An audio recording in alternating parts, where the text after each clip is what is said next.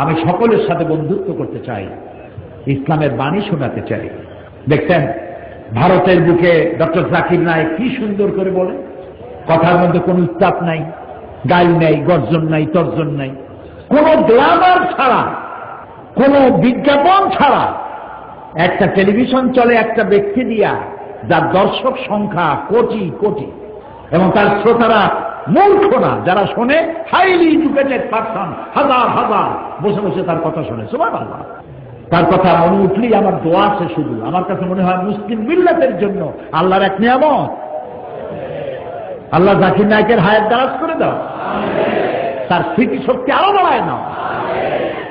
একবার শুনলাম এক মহিলা প্রশ্ন করছে ডক্টর জাকির নায়েককে যে, আচ্ছা আপনি তো বললেন হিন্দু মুসলমান খ্রিস্টান বৌদ্ধ সব ভাই ভাই, তো সব যদি আমরা ভাই ভাই হই, আমি তো হিন্দু, ওই মহিলা বলছে আমি তো হিন্দু, তা আপনার মক্কা মদিনা আমরা যাইতে পারি না কেন?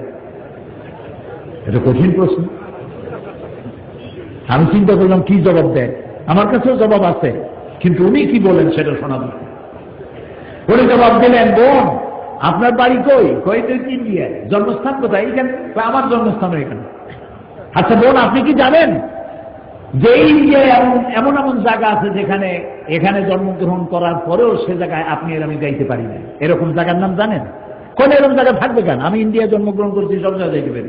উনি বললেন মোটেই না, এখানে এমন এমন জায়গা আছে যেখানে আপনি আমি প্রবেশ করতে পারবো না, তার নাম ক্যান্টনমেন্ট। ক্যান্টনমেন্টে আপনিও ঢুকতে পারবেন না, আমিও ঢুকতে পারবো না।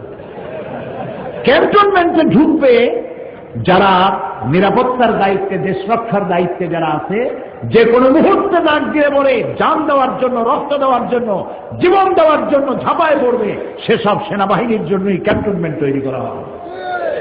ওখানে আপনি আর আমি যাইতে পারবো না। ইসলামের একটা ক্যান্টনমেন্ট আছে, সেটার নাম মক্কা আর মদিনা।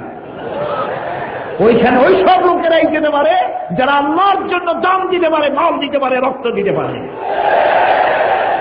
প্রিয় বোন, আপনিও যেতে পারবেন। আপনার পাসপোর্টে একটা ভিসা লাগান, ভিসার নাম লা ইলাহা ইল্লাল্লাহু মুহাম্মাদুর রাসূলুল্লাহ। কালকে আপনি মক্কা মদিনা চলে যান। কি সুন্দর জবাব!